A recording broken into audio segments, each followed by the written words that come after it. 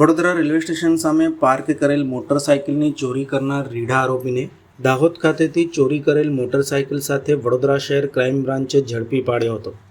વડોદરા શહેરમાં બનેલ અનડિટેક્ટ વાહન ચોરીઓના ગુનાઓમાં સંડોવાયેલા આરોપીઓ અંગે સીસીટીવી ફૂટેજ ટેકનિકલ અને હ્યુમન સોર્સ આધારે કરવામાં આવેલ શોધખોળ દરમિયાન વડોદરા શહેરના સયાજીગંજ પોલીસ સ્ટેશન ખાતે વાહન ચોરી અંગેના ગુનો નોંધાયેલ, જેમાં 16/6/2026ના બપોરના 3:30 થી 4 વાગ્યાના સમય દરમિયાન રેલવે સ્ટેશનના એન્ટ્રી ગેટની સામે જગદીશ ફરસાણની દુકાન સામે ફરિયાદીએ પાર્ક કરેલ હીરો સ્પ્લેન્ડર મોટરસાઇકલ કોઈ અજાણ્યો ચોર ઈસમ ચોરી કરી ફરાર થયો હતો.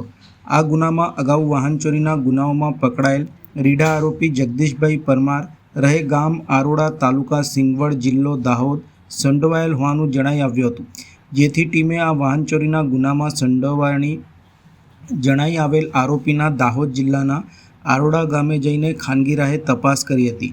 જે દરમિયાન આરોપીના આ ગુનાની ચોરી કરેલ મોટરસાઇકલ સાથે મળી આવતા આરોપીને ચોરી કરેલ મોટરસાઇકલ સાથે હસ્તગત કરી કાયદેસરની કાર્યવાહી કરી સયાજીગંજ પોલીસ સ્ટેશનમાં નોંધાયેલ વાહન ચોરીના અનડિટેક્ટ ગુનો ડિટેક્ટ થયો હોય આ અંગે સયાજીગંજ પોલીસ સ્ટેશનને જાણ કરી આગળની વધુ તપાસ માટે આરોપીને સોંપવાની કાર્યવાહી કરી હતી. પોલીસે આરોપી પાસેથી ₹35,000ની કિંમતની હોન્ડા એક્ટિવા કબજે કરી હતી. વડોદરા શહેરના વૃંદાવન 4 રસ્તા નજીક એસબીઆઈ બેંક પાસે આવેલ રેસીકુમા પ્લાઝામાં સ્થિત ટોક ટાઈમ મોબાઈલ સ્ટોર 6થા વર્ષમાં પ્રવેશતા ગ્રાહકો માટે વિશેષ ઓફરોની જાહેરાત કરવામાં આવી છે. આ નિમિત્તે તારીખ 4, 5, 6 અને 7 ઓગસ્ટના દરમિયાન વિવિધ આકર્ષક સ્કીમો ઉપલબ્ધ રહેશે. સ્ટોરની મુલાકાત લેનાર મહિલાઓને મફત મેકઅપ કિટ, જ્યારે પુરુષ મુલાકાતીઓને રેન પાઉચ ભેટ રૂપે આપવામાં આવશે. ઉપરાંત આ 4 દિવસ દરમિયાન મોબાઈલ ફોનની ખરીદી કરનાર ગ્રાહકોને 21 આકર્ષક ગિફ્ટ પણ સંપૂર્ણપણે મફતમાં આપવામાં આવશે. આ સિવાય મોબાઈલ એસેસરીઝ અને અન્ય પ્રોડક્ટની ખરીદી ઉપર પણ અનેક વિશેષ ઓફરો ઉપલબ્ધ રાખવામાં આવી છે. આ સ્કીમો નિર્ધારિત નિયમો અને શરતોને આધીન રહેશે. સ્ટોર સંચાલક તીર્થ શ્રીમાળીએ જણાવ્યું હતું કે ગ્રાહકોને ગુણવત્તાસભર સેવા સાથે વધુ લાભ મળે તે હેતુથી 6થા વર્ષના પ્રારંભ નિમિત્તે આ વિશેષ ઓફરોનું આયોજન કરવામાં આવ્યું છે. તેમણે વડોદરા અને આસપાસના લોકોને આ અવસરનો લાભ લેવા આમંત્રણ આપ્યું છે.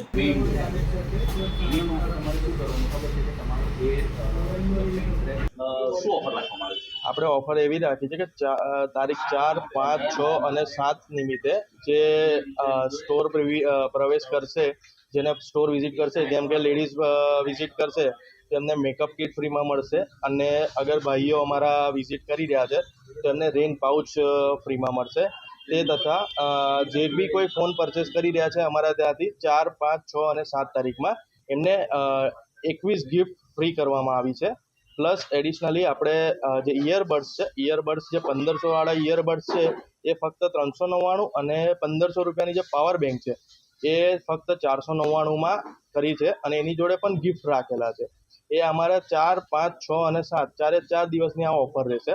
એમાં કોઈ બી શહેરના કોઈ બી ત્યાંના ડોક્યુમેન્ટ્સ હશે તો આપણે ફાઇનાન્સ પણ કરી નાખશું, અને એમના માટે પણ આ ઓફર સેમ લાગુ રહેશે.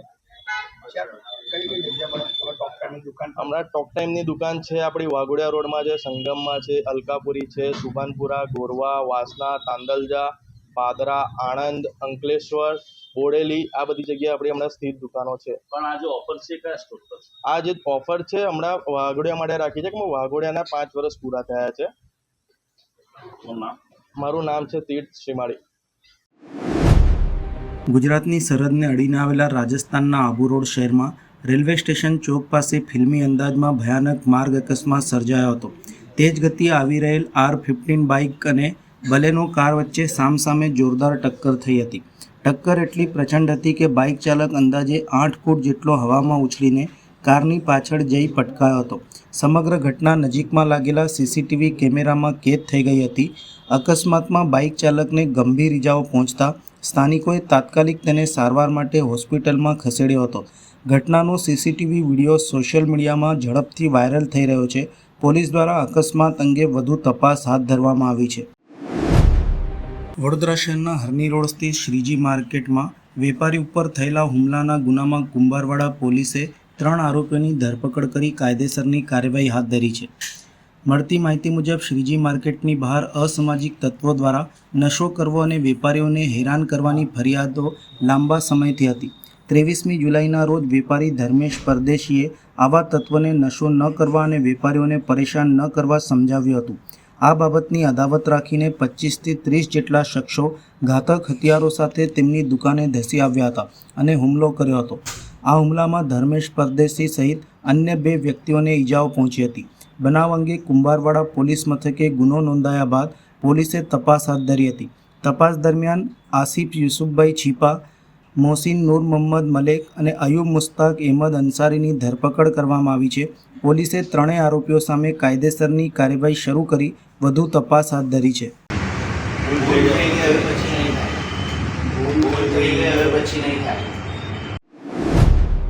વડોદરા શહેરમાં જિલ્લા કલેક્ટર બાદ હવે મ્યુનિસિપલ કમિશનર અરુણ મહેશ બાબુના નામે પણ ફેક ફેસબુક એકાઉન્ટ બનાવવામાં આવ્યું હોવાની ઘટના સામે આવી છે. અજાણ્યા શખ્સ દ્વારા મ્યુનિસિપલ કમિશનરના નામ અને ઓળખનો ઉપયોગ કરી નકલી ફેસબુક એકાઉન્ટ બનાવવામાં આવ્યું હોવાનું ધ્યાનમાં આવતા કમિશનર અરુણ મહેશ બાબુએ તાત્કાલિક સાયબર સેલને જાણ કરી છે. ફેક એકાઉન્ટનો ઉપયોગ કરીને કોઈ વ્યક્તિ સાથે છેતરપિંડી, ગેરમાર્ગે દોરતી માહિતીનું પ્રસારણ અથવા તો અન્ય કોઈ ગેરરીતિ ન થાય તે હેતુથી સાયબર સેલને જરૂરી કાર્યવાહી કરવા વિનંતી કરવામાં આવી છે. સાયબર સેલ દ્વારા સમગ્ર મામલે તપાસ શરૂ કરવામાં આવી છે અને ફેક એકાઉન્ટ બનાવનાર અજાણ્યા વ્યક્તિ સુધી પહોંચવા ટેકનિકલ તપાસ હાથ ધરવામાં આવી છે. સાથે જ નાગરિકોને અપીલ કરવામાં આવી છે કે મ્યુનિસિપલ કમિશનરના નામે ચાલતા કોઈપણ શંકાસ્પદ સોશિયલ મીડિયા એકાઉન્ટથી સાવચેત રહે અને તેની સાથે કોઈપણ પ્રકારની માહિતી કે વ્યવહાર ન કરે. ગુજરાત હાઈકોર્ટની નવી ફ્રન્ટ નીતિના વિરોધમાં વડોદરા વકીલ મંડળ હડતાલ પર ઉતર્યું છે. સ્થાનિક ફ્રન્ટને મંજૂરી આપવાની માંગ સાથે વકીલોએ કોર્ટની કામગીરીનો બહિષ્કાર કર્યો હતો. અદાલતી દસ્તાવેજો માટે ગુજરાત હાઈકોર્ટ દ્વારા અમલમાં મુકાયેલ નવી ફ્રન્ટ નીતિના વિરોધમાં વડોદરા વકીલ મંડળ હડતાલ પર ઉતર્યું છે. વકીલોનું કહેવું છે કે વર્ષ 2025માં બહાર પાડવામાં આવેલા ટાઈપિંગ સંબંધિત પરિપત્રમાં સ્થાનિક લિપિ અને ફ્રોન્ટનો સમાવેશ કરવાની માંગ સાથે ઠરાવ કરવામાં આવ્યો હતો, પરંતુ તે અંગે કોઈ નિર્ણય લેવામાં આવ્યો નથી. 1 ઓગસ્ટ 2026થી નવી ફ્રોન્ટ નીતિ અમલમાં આવતા સ્થાનિક વકીલોને કામગીરીમાં મુશ્કેલીઓનો સામનો કરવો પડી રહ્યો છે. સ્થાનિક બાર એસોસિએશનમાં પ્રચલિત ફ્રોન્ટને મંજૂરી આપવાની માંગ સાથે વડોદરા વકીલ મંડળના વકીલો દ્વારા કોર્ટની કામગીરીનો બહિષ્કાર કરી હડતાલ શરૂ કરી છે. વકીલોનું કહેવું છે કે માંગણી સ્વીકારવા નહીં આવે ત્યાં સુધી તેઓનું આંદોલન ચાલુ રહેશે.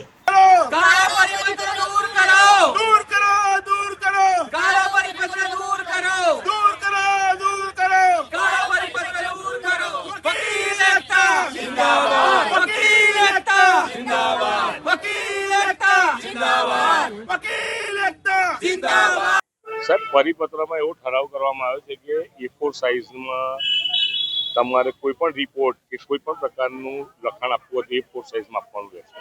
એની સાથે હાલમાં જે ડિસ્ટ્રિક્ટ લેવલે જે વકીલશ્રીઓ પ્રેક્ટિસ કરી રહ્યા છે, તેમજ બીજી રીતે કહીએ તો અમારી પાસે એટલી સુવિધા નથી અને એટલા સ્ટેનો ટાઈપિસ્ટો અહીંયા અવેલેબલ પણ નથી. અને A4 સાઇઝમાં જો લેંગ્વેજ બદલવાનો ઇસ્યુ આવે છે તો એ લેંગ્વેજમાં એટલો બધો પ્રોબ્લેમ થઈ રહ્યો છે કે દરેક વકીલ પાસે લગભગ 85% વકીલો પાસે એવી કોઈ સુવિધા નથી કે A4 સાઇઝનો ઉપયોગ કરીને જે રીતે પ્રિસ્ક્રાઇબ કરી છે લેંગ્વેજમાં એ ડ્રાફ્ટિંગ તૈયાર કરીને આગળ પાછળ લખાણ કરીને કોર્ટમાં સબમિટ કરે. અને એના પરિણામે વકીલાત પર ખૂબ માઠી અસર પડે તેવી છે. અસીલો હેરાન થાય તેવું છે, વકીલોને પણ હેરાનગતિ થાય એવું છે. તો નામદાર હાઈકોર્ટ તેમજ નામદાર સુપ્રીમ કોર્ટોએ પણ એ અંગે ગંભીર વિચારણા કરવી જોઈએ કે ન્યાય આપવો એ પ્રાથમિકતા છે, નહીં કે પ્રોસિજર કે નહીં કોઈ પણ એક જેકેટ ફોર્મ્યુલાથી કોઈ કાર્યવાહી કરાવી એ અયોગ્ય છે અને લોઅર લેવલ પર ખૂબ જ અઘરું થઈ રહેલું છે અને અસીલો ન્યાય મળી શકે તેમ નથી. અને અમારી પાસે એવી સુવિધા નથી, જેથી અમે A4 સાઇઝનો વિરોધ કરીએ છીએ, તેના ડ્રાફ્ટિંગનો વિરોધ કરીએ છીએ.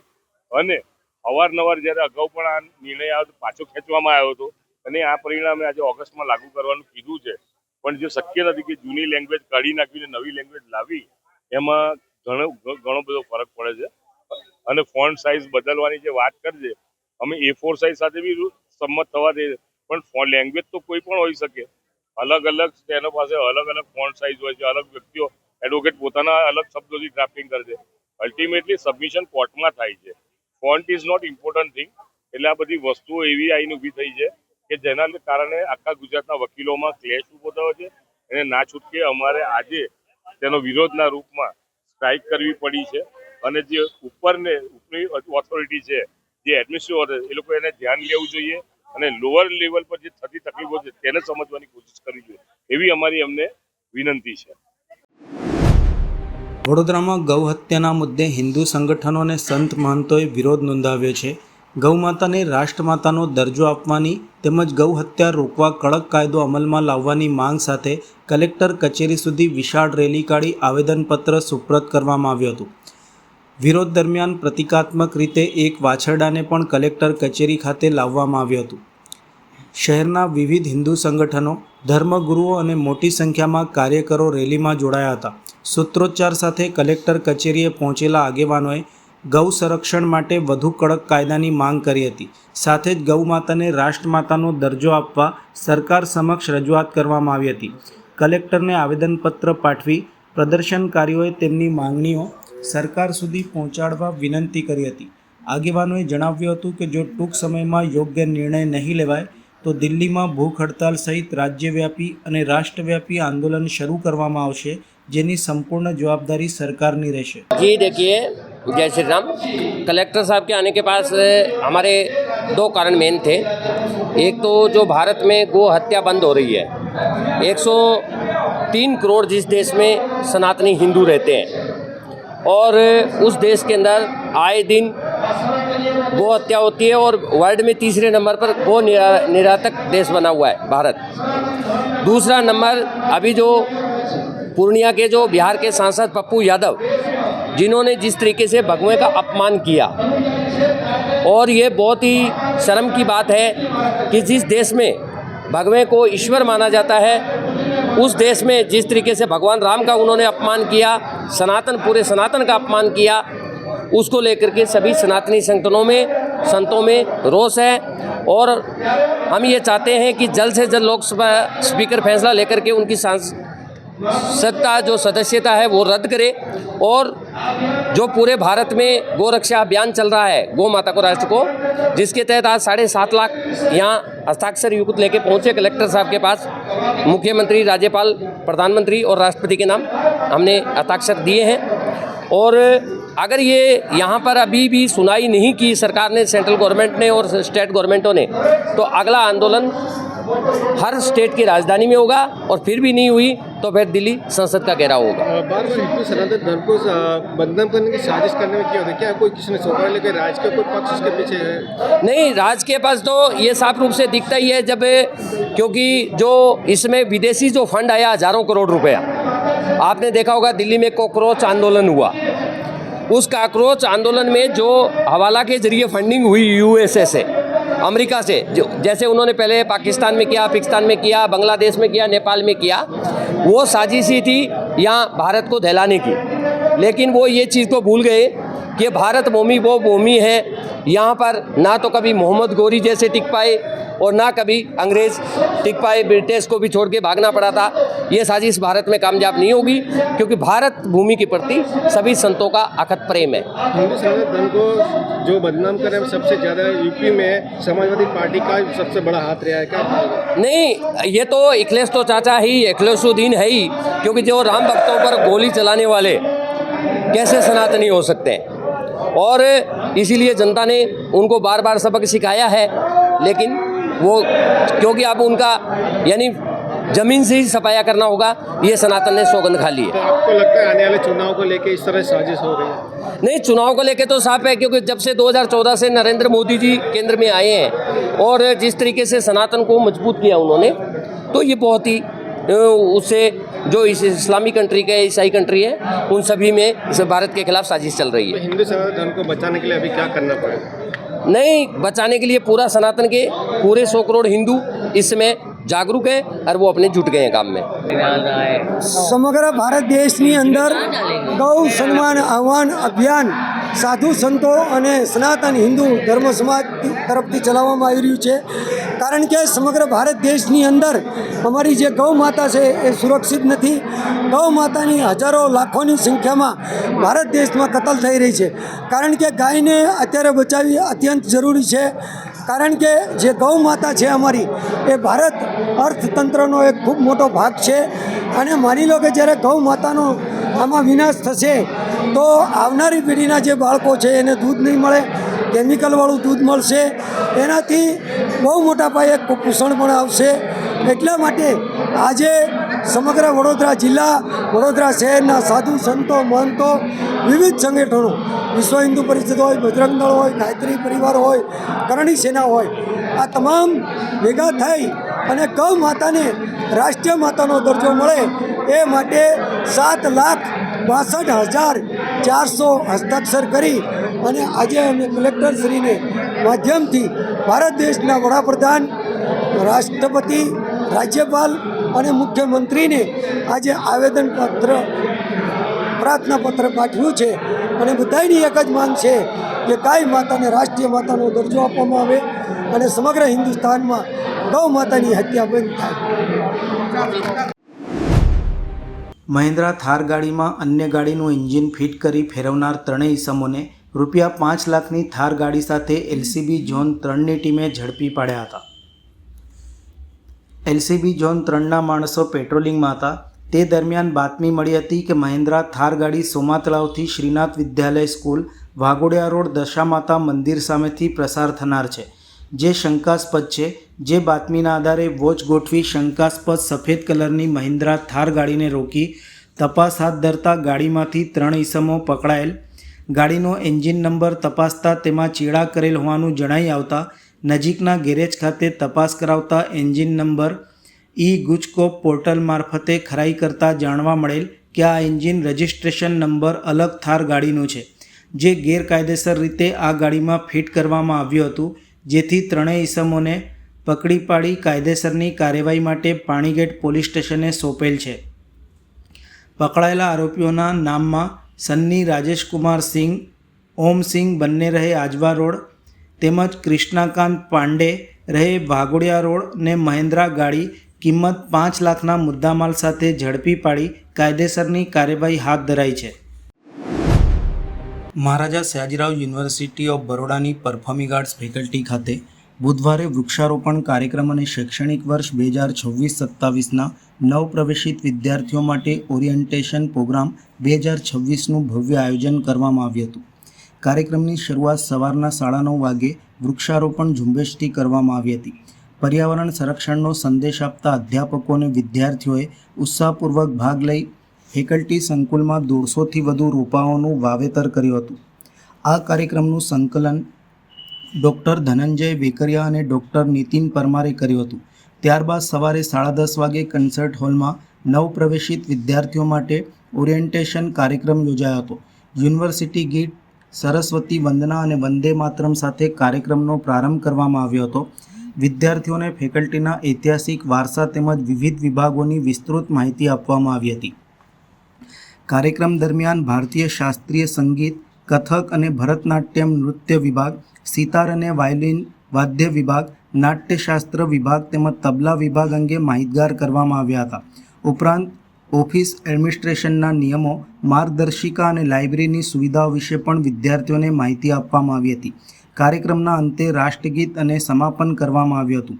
પરફોર્મિંગ આર્ટ્સ ફેકલ્ટીના ડીન પ્રોફેસર અજય અષ્ટપુત્રએ જણાવ્યું હતું કે વૃક્ષારોપણ દ્વારા પર્યાવરણ પ્રત્યેની જવાબદારી નિભાવવાની સાથે નવા વિદ્યાર્થીઓને ફેકલ્ટીના સમૃદ્ધ વારસા સાથે પરિચિત કરાવવાનો આ ઉત્તમ પ્રયાસ છે. તેમને તમામ નવપ્રવેશિત વિદ્યાર્થીઓને કલા અને સંસ્કૃતિના ક્ષેત્રમાં ઉજ્જવળ ભવિષ્ય માટે શુભેચ્છાઓ પાઠવી હતી.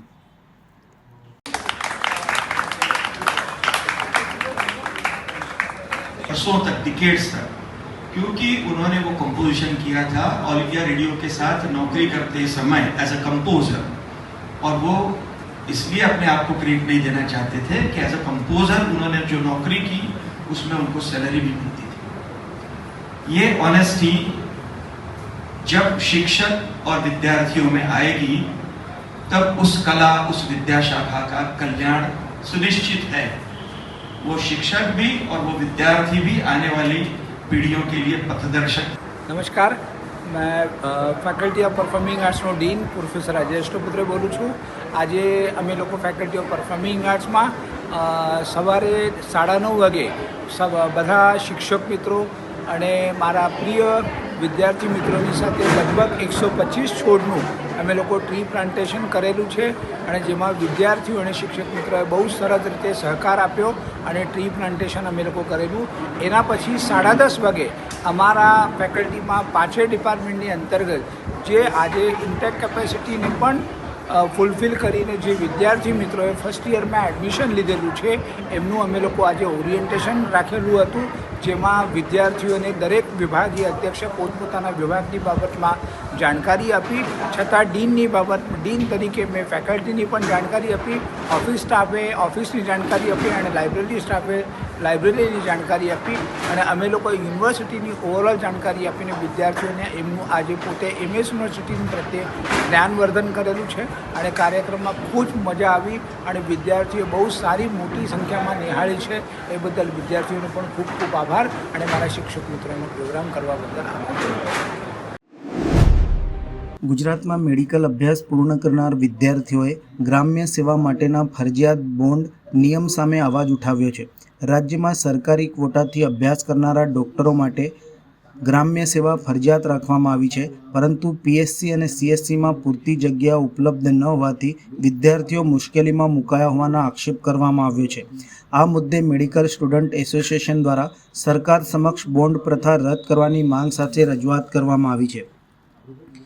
ગુજરાતમાં સરકારી ક્વોટા હેઠળ MBBS અને પોસ્ટ ગ્રેજ્યુએટનો અભ્યાસ પૂર્ણ કરનારા ડૉક્ટરો માટે ગ્રામ્ય વિસ્તારોમાં સેવા આપવાનો બોન્ડ નિયમ હાલ યથાવત છે. હાલના નિયમ મુજબ ગ્રેજ્યુએટ વિદ્યાર્થીઓ માટે 20 લાખ રૂપિયાનો અને પોસ્ટ ગ્રેજ્યુએટ વિદ્યાર્થીઓ માટે 40 લાખ રૂપિયાનો બોન્ડ ફરજિયાત છે. વિદ્યાર્થીઓનું કહેવું છે કે રાજ્યમાં પ્રાથમિક આરોગ્ય કેન્દ્ર અને સામૂહિક આરોગ્ય કેન્દ્રમાં પૂરતી જગ્યાઓ ઉપલબ્ધ ન હોવાથી અનેક વિદ્યાર્થીઓને બોન્ડની શરતોના કારણે મુશ્કેલીનો સામનો કરવો પડે છે. મેડિકલ સ્ટુડન્ટ એસોસિએશને મહારાષ્ટ્રની જેમ ગુજરાતમાં પણ ગ્રામ્ય સેવા બોન્ડ પ્રથા રદ કરવાની માંગ ઉઠાવી છે. આ મુદ્દે રાજ્ય સરકારને રજૂઆત કરીને વિદ્યાર્થીઓના હિતમાં તાત્કાલિક નિર્ણય લેવા અપીલ કરવામાં આવી છે. ગુજરાત સરકારથી નિયત કરાયેલ બોન્ડ અંડર ગ્રેજ્યુએશન અને પોસ્ટ ગ્રેજ્યુએટ માટે અંડર ગ્રેજ્યુએટ માટે 20 લાખ રૂપિયાનો બોન્ડ અને પોસ્ટ ગ્રેજ્યુએશન માટે 40 લાખ રૂપિયાનો બોન્ડ એટલે કે અંડર ગ્રેજ્યુએશનના સરકારી મેડિકલ કોલેજમાંથી જો તમે પાસ આઉટ થયેલા તબીબને પ્રાથમિક PHC CHC ક્ષેત્રે 1 વર્ષની નિયત તબીબી સેવા આપવાનો અને પોસ્ટ ગ્રેજ્યુએશનમાં 1 વર્ષ પોસ્ટ ગ્રેજ્યુએશન પતાવ્યા બાદ 1 વર્ષ તબીબી સેવા આપવા માટેનો જે નિયત છે સરકાર દ્વારા કરવામાં આવે છે. હાલમાં મહારાષ્ટ્ર સરકારે અંડર ગ્રેજ્યુએટ અને પોસ્ટ ગ્રેજ્યુએશનના બોન્ડની નાબૂદ કરી છે. તેનું મુખ્ય કારણ એ છે કે પાસ આઉટ થતા તબીબોની સંખ્યા અને નિયત કરેલી બોન્ડેડ જગ્યાઓની સંખ્યામાં રહેલો તફાવત. તો હાલમાં ગુજરાતમાં પહેલાં કરતાં બમણી સંખ્યામાં અંડર ગ્રેજ્યુએટ અને પોસ્ટ ગ્રેજ્યુએટ દર વર્ષે બહાર આવી રહ્યા છે અને સામે જે બોન્ડ બજાવવાની જે જગ્યાઓ છે એમની લિમિટેડ સીટ્સ અને લિમિટેડ જગ્યાઓ, તદુપરાંત બોન્ડેડ ઓર્ડર મળવામાં થતી વિલંબતા અને બોન્ડેડ નોકરીની જે જગ્યાઓ છે એની અનિશ્ચિતતાનો સમયકાળ આ UG અને PGના વિદ્યાર્થીઓને ભવિષ્યની પરીક્ષા માટે તૈયારી કરવા માટે એક વિલંબ બની રહ્યો છે. સાથે સાથે 20 લાખ અને 40 લાખ રૂપિયા જેટલું આર્થિક ભારણ એ પણ લગભગ એક સરકારી મેડિકલ કોલેજના કે કોઈ પણ મધ્યમ વર્ગીય મેડિકલ કોલેજના વિદ્યાર્થીઓ માટે આપવું એ અઘરું બને છે. અચ્છા, એટલે આપ શું માનો છો કે જે પ્રમાણે ડિમાન્ડ છે તે કેટલી સામે રિક્વાયરમેન્ટ નથી? જી, હાલમાં હું તમને એક આંકડો આપું તો અંડર ગ્રેજ્યુએટ દ્વારા 3,900 જેટલા છોકરાઓ દ્વારા સરકારશ્રી પાસે બોન્ડેડ સેવા ની જગ્યાઓ માટેની એક અરજી કરવામાં આવી હતી. તો તેમાંથી માત્ર 1,400 થી 1,500 જેટલા તબીબોને જ બોન્ડેડ સેવા માટેની જગ્યાઓની ભરતી મળી. તો 50% કરતાં વધારે ડૉક્ટરો એમની ભરતીમાંનો રાહ જોઈ રહ્યા છે. એટલે મોટાભાગે આ બોન્ડેડ સેવાઓમાં તકલીફ એ જ પડે છે કે બોન્ડેડ સેવાઓ મળવા માટેનો વિલંબ, જો મળે તો તેની અનિશ્ચિતતા, ને આ બધી અનિશ્ચિતતાઓ જો પાર કરીએ તો બોન્ડ ભરવા માટેની કિંમત એ 20 લાખ અને 40 લાખ જે યોગ્ય ન ગણાય. બોન્ડ પ્રથા નાબૂદ રિફોર્મ કરવામાં નહીં આવે તો શું? હાલમાં સરકારશ્રીને અમે એક અઠવાડિયા પહેલાં રજૂઆત કરી છે અને સરકારશ્રી તરફથી પણ અમને એક સંવેદનશીલ અને બોન્ડ પ્રથા રિફોર્મ કરવા માટેના હકારાત્મક રિસ્પોન્સ મળવામાં આવ્યો છે. તદુપરાંત મહારાષ્ટ્રમાં પણ જે સરકારે પગલું લીધું એ પગલાંને ધ્યાનમાં રાખીને સરકારશ્રી પણ હાલ સુધી એમણે પોઝિટિવ વર્ડ્સમાં આ બોન્ડ પ્રથાને રિફોર્મ કરવા માટે અમારી પણ સલાહ લે અને એક પ્રોપર કમિટી બને તેના પર આગળ પગલાં ભરે તેવા અમને નિવેદન અને વાયદા પૂરા પાડ્યા છે. ડૉક્ટર ચિંતન સોલંકી, બરોડા મેડિકલ કોલેજમાં જુનિયર ડૉક્ટર એસોસિએશનનો પ્રમુખ અને ઓર્થોપેડિક ડિપાર્ટમેન્ટમાં સિનિયર એસોસિએટ. પાણીગેટ ટાંકીથી પોલીસ સ્ટેશન સુધીના ફૂટપાથ ઉપરના ગેરકાયદેસર દબાણો સામે દબાણ શાખા દ્વારા લાલ આંખ કરવામાં આવી હતી. વડોદરામાં વરસાદ રોકાતા હવે વડોદરા મહાનગરપાલિકાની દબાણ શાખા દ્વારા વિવિધ વિસ્તારોમાં દબાણો દૂર કરવાની કાર્યવાહી હાથ ધરવામાં આવી રહી છે. વડોદરા શહેરના જે પણ ફૂટપાથો છે તેની ઉપર દબાણ થતા હોય પાણીગેટ વિસ્તારના ફૂટપાથ ઉપરના દબાણોને લઈને ઓનલાઈન ફરિયાદ બાદ વડોદરા મહાનગરપાલિકાની ટીમ એક્શનમાં આવી હતી. ફૂટપાથ ઉપરના લારી ગલ્લા અને પથારાના દબાણોને તંત્ર દ્વારા હટાવ્યા હતા. બિનવારસી લારી ગલ્લા દબાણ શાખા દ્વારા જપ્ત કરાયા હતા. કાર્યવાહી દરમિયાન 1 ટ્રક જેટલો સામાન જપ્ત કરવામાં આવ્યો હતો. દબાણ દૂર કરવાની કાર્યવાહી સંદર્ભે વોર્ડ નંબર 5ના રાહુલ સરવૈયા દ્વારા વિસ્તૃત માહિતી આપી હતી. હા, આજરોજ પાણીગેટ ટાંકીથી પાણીગેટ પોલીસ સ્ટેશન સુધીનો વિસ્તાર આયુધી 4 રસ્તા અને ત્યાં સુધી ફૂટપાથ ઉપર જે દબાણ આવેલું છે એ ફૂટપાથ ખુલ્લો કરવા માટે ઓનલાઈન ફરિયાદ હતી તે મુજબની કાર્યવાહી કરેલી છે અને બિનવારસી જે લારી ગલ્લા હોય એને જમા લીધા છે. 1 ટ્રક.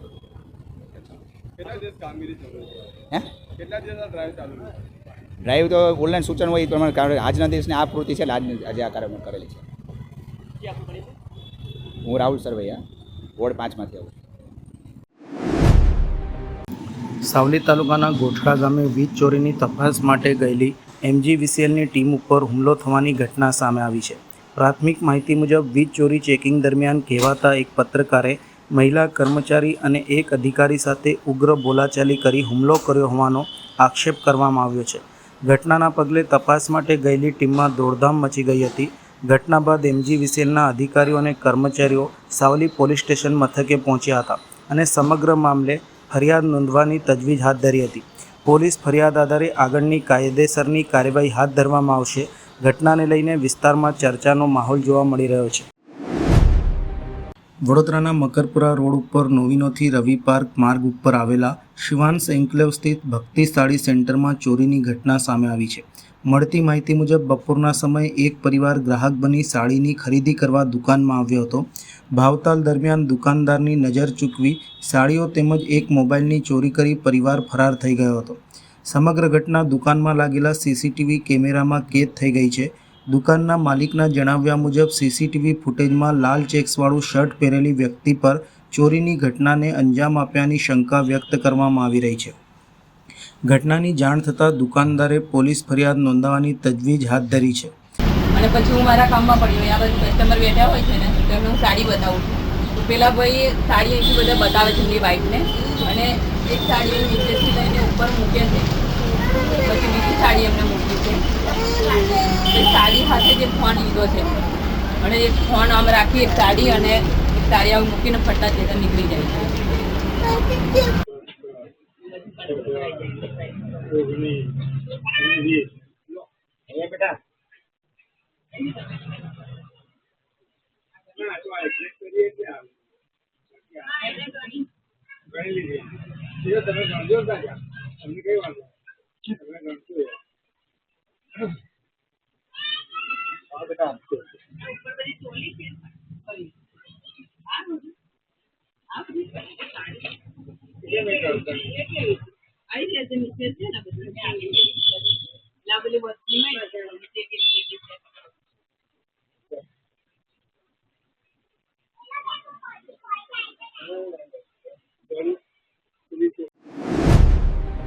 વડોદરા શહેરમાં વરસાદી માહોલ વચ્ચે મગર દેખાવાની ઘટનાઓ યથાવત છે. જાંબા બ્રિજ ઉપર આશરે 9 ફૂટ લાંબો મગર આવી ચડતા સ્થાનિકોમાં દોડધામ મચી હતી. બ્રિજ ઉપરથી પ્રસાર થતા લોકોએ મગરને જોતા જ વન વિભાગને અને રેસ્ક્યુ ટીમને જાણ કરી હતી. જાણ થતાં જ રેસ્ક્યુ ટીમ તાત્કાલિક સ્થળ ઉપર આવી પહોંચી હતી. મગર બ્રિજ ઉપર દેખાતા મોટી સંખ્યામાં લોકો એકત્ર થઈ ગયા હતા અને તેને જોવા માટે લોકટોળું ઉમટી પડ્યું હતું. પોલીસ અને રેસ્ક્યુ ટીમે લોકોને સુરક્ષિત અંતર જાળવી રાખવા અપીલ કરી હતી. રેસ્ક્યુ ટીમે સાવચેતીપૂર્વક કામગીરી હાથ ધરી મગરને કોઈ નુકસાન પહોંચાડ્યા વગર બ્રિજ ઉપરથી હટાવી સુરક્ષિત રીતે નદી તરફ પાછો મોકલી આપ્યો હતો. વન્યજીવ નિષ્ણાંતોના જણાવ્યા મુજબ ભારે વરસાદ અને પૂરતા પાણી બાદ પાણીનું સ્તર ઘટતા વિશ્વામિત્રી નદી અને તેની આસપાસના વિસ્તારોમાં રહેલા મગરો પોતાની મૂળ ટેરેટરીમાં પરત ફરવા નીકળતા હોય છે. આવી સ્થિતિમાં તેઓ રસ્તા, બ્રિજ અથવા તો રહેણાંક વિસ્તારોમાં પણ પહોંચી જતા હોય છે. પ્રશાસને લોકોને અપીલ કરી છે કે મગર દેખાય તો તેની નજીક જવાનો અથવા તો તેને હેરાન કરવાનો પ્રયાસ ન કરે અને તાત્કાલિક વન વિભાગ અથવા તો રેસ્ક્યુ ટીમોને જાણ કરે.